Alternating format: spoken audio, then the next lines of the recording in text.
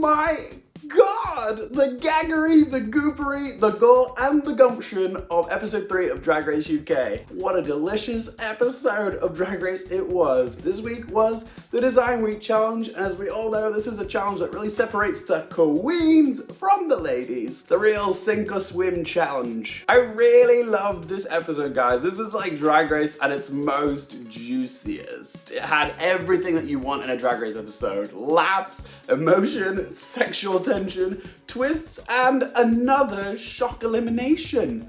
I'm still gagging over it. It was a gag and a half. This week we had a Limbo for Your Life mini challenge which showed us just how horizontal them queens can get. But to anybody else square watching the queens doing the limbo in those heels and the ankles were going like 90 degrees as they were doing the lower rungs, I was like, oh God, no! Ankles do not bend that way. But that mini challenge was then followed by a very sneaky twist in the main challenge. I thought it was genius. It was mean, but it was genius. The whole who wore it better, pitting queen versus queen, the closest of friends against each other. Oh, it's diabolical, but it makes for great TV. So Mama Ru allows the queens to pick their bestie or best Judy to work with in this challenge. So the queens pair up. You have Ahura and Tayce, you have Sister and Ginny Lemon, you have Kofe and Veronica Green, you have the Scottish queens Ellie Diamond and Chaney, and then you've got the East London queens Bimini, Bon-Boulash and Estina Mandela. But the twist of this week was your bestie had now become your frenemy, your singular competitor for this week, and whoever made the better garment out of the box of coloured fabric would be the automatic top. So this week we got 5 top queens and 5 bottom queens. But what makes it even more vicious is that if you did win out of the 2 of you, then there's a chance that you might be sending your best friend in the competition home. That is mean. I thought it was great TV though. It just added more tension to the challenge, pitting friends against each other, or in the case of Tayce and Ahura, friends with benefits against each other. I loved Chaney spilling the tea with Mama Ru about the sexual tension in the workroom between Ahura and Tayce, but what I also loved was that Tayce returned the shade back to LArewnce by saying Chaney wouldn't know what sexual tension was if it smacked her in the chops. And that's why I love Tayce, because she can give it as good as she can take it. Plus she gave us the meme of all memes, or the gif of all gifs, because this right here is Shakespeare. The cheek, the nerve, the gall, the audacity and the gumption. The cheek, the nerve, the gall, the audacity and the gumption.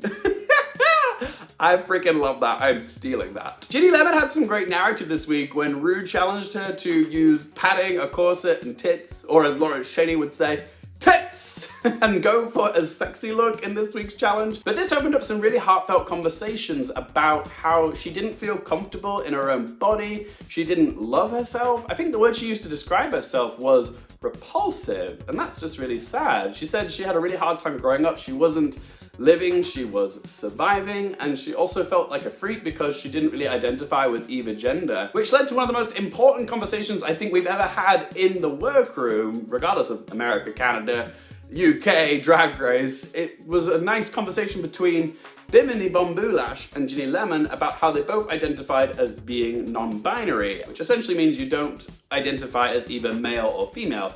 You float somewhere in between. And there has been a lot of discourse about gender identity recently. What I loved about it is that Bimini Bon-Boulash put it so eloquently into terms that a lot of people watching could understand, that it's not a new thing, it's just a new term for what it is. And also that there's 7 billion plus people on the planet, and to try and put people into a binary male or female is a bit nonsensical because not everyone does identify as male or female. There is space in between. So I'm just glad they're having the conversation and that it's been on the BBC and people can learn a bit more about it, because a lot of people don't understand it and they get weirdly irked by it, and it's just like there's no need to take issue with how someone else identifies their gender. So I'm glad it made it into the final cut. I'm sending love to Bimini Bon-Boulash and particularly Ginny Lemon, because They're both so lovable, and I hope Ginny Lemon knows that she is loved by so many. But just love yourself, girl. If you can't love yourself, how the hell are you gonna love somebody else? Can you get an amen? Whoop! After Bimini Bon-Boulash's wobble in week 1, she really is climbing the ladder of my favorite queens in the competition,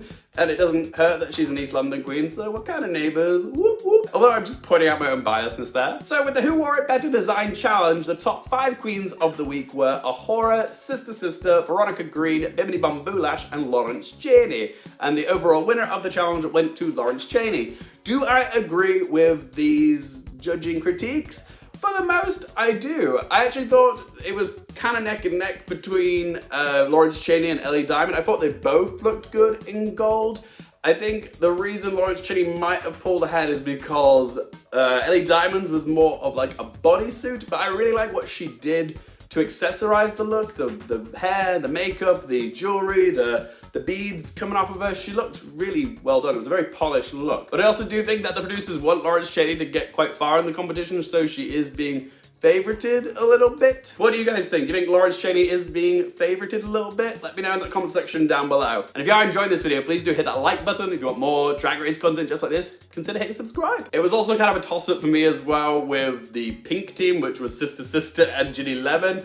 I wasn't a fan of either of their looks. It was just like, okay, Sister wore it slightly better, but yeah, it really was just like 2 bad looks. I'm still waiting for Sister to arrive. It's been 3 weeks and I feel like we still haven't really gotten to know who she is as a queen.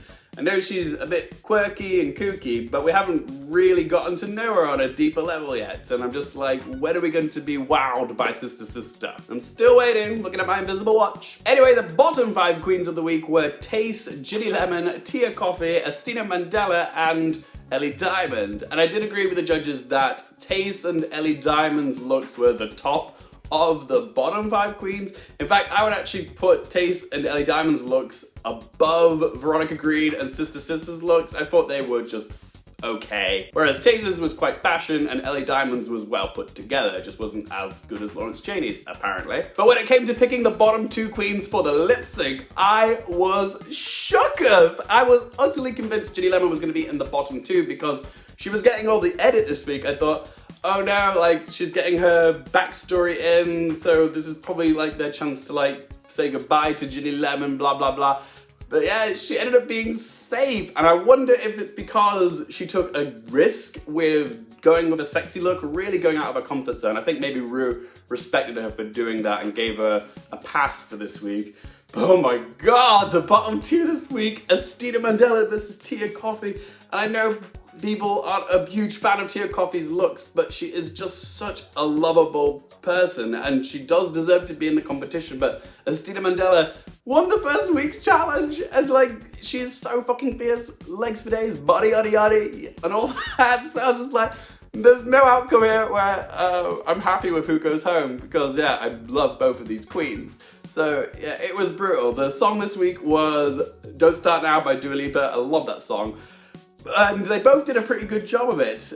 It was actually quite hard to call, but I was actually a little bit gobsmacked when Kofe was safe because I just thought, oh my God, Astina's just, you know, she's already won a challenge, like they're gonna wanna keep her around a bit longer. I was happy for Tia, sad for Estina, but she exited really gracefully. She was a good sport about it. The sportsmanship was fantastic. She congratulated Tia for winning the lip sync, said she was proud of her, and then she left. The way she came in, rude. Oh, I really hope they bring Estina Mandela back for an All-Stars. She is just, she's too good. She's too good not to have in the show. I can't believe she's gone. Out of all 3 of the bottom queens this week, Ginny Lemon, Kofe, and Estina, I actually thought Estina had the potential to go the furthest out of the 3 of them in the competition. So when she left, I was stunned. I was just like, what? It just goes to show if you have one bad week in this competition, it really can all just end like that. I'm just gonna say this now, I love Kofe. I don't think that she can win the competition, but she did a great job in that lip sync. She earned her right to be there, and she also does deserve to be there. Also, whilst I remember, shout out to Veronica Green for defending her friend Tia against the vicious words of Ahura saying how she's bored and that she doesn't deserve to be there. Bull crap. Kofe, deserves to be there. Just because her drag is not your drag does not mean that she does not deserve a spot in that competition. Thing was, I was almost starting to like Ahura this week. There was a few bits in the workroom that made me think, oh, actually, you're not all that bad. When she called herself a Southeast twat, and then told her story about not being taken seriously in the world of design because she does drag, and how she was being blacklisted from the fashion community. And also she was trying to help out, you know, her friend Tayce, or Friends with Benefits Tayce, with her look. And I was just like, oh no, you're actually showing signs of being a decent person. But then she flushed all that down the toilet in the Untucked when she was just like ragging on Tia Koffe's looks. And I was just like, okay, yeah, any credibility you just had is gone.